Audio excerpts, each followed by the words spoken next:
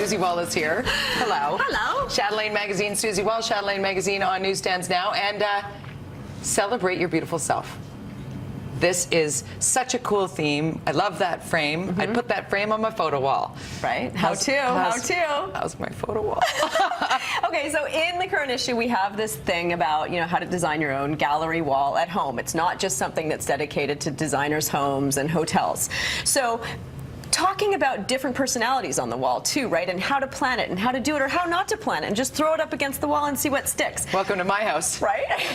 So first up, I recommend, if you are more studied, getting contractor's paper from your local home improvement store. You can see a vertical line and both a horizontal line here, and obviously the margins on this are very equal. Or you could get industrial strength Velcro, if that's your jam. That's not my jam. That's not how I did my gallery wall or how you did yours, which we'll see later on. Yours. Great way to start. But first up, budget. Everybody's on a budget. Not everybody wants to spend a fortune. They're sort of intimidated by this concept. Well, $400 to frame something. This is expensive. There's a piece of plywood with some artfully displayed cool pieces. She's got the light. She's got the letter N, the letter K, like really cool stuff. It's almost like a mood board meets inspiration board meets gallery wall all at once. Here's another cool thing. This is kind of Royal Tenenbaums for me. I thought you'd dig this. I do dig that a lot. Hit a garage sale. Frames within a frame. Doesn't have to be expensive. Polish them up. That patina is coming, back in fashion in a big way. That kind of old school it girl English mashup. And who knows if they even know those people. You could just jam up anything and it looks really cool. That does look cool. I would rock that jam. Right? And the other concept too is quirky, which is something that you and I both respond to very well. So this, to me, the 3D element is very important here. So it's not a studied look. See how she's got the horns, she's got the mirror. Obviously, the wall is connected to the rest of the room thanks to the gallery wall. That's the whole motivation. She's got this lovely table here.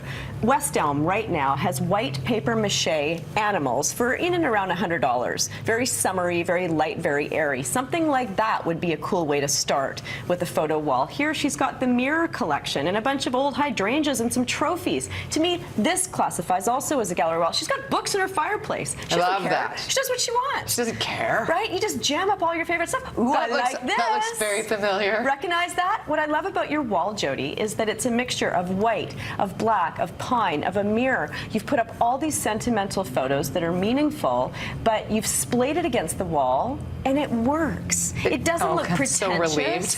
It's casual, it's cool, like you, right? It doesn't have to be fussy to be impactful.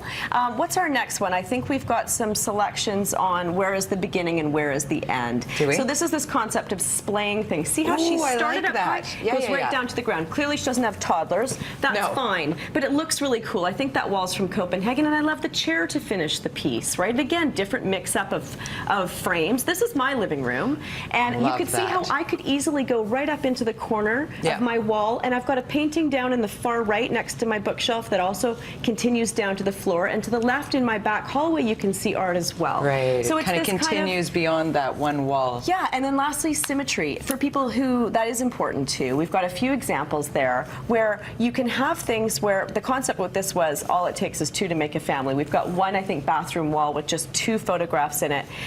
This concept of you don't need 80 frames for it to look good.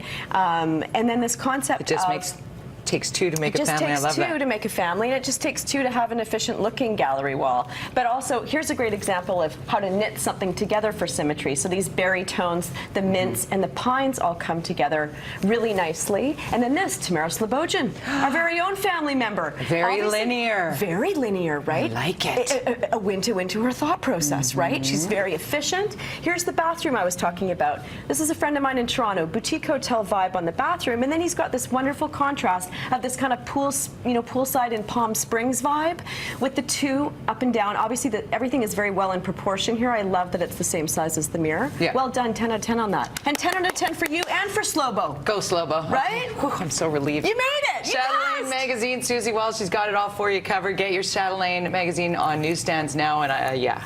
That was a great idea. Right? Love it. I think I'm going to use your all the way down to the floor idea. Royal Tenenbaums. In the bedroom.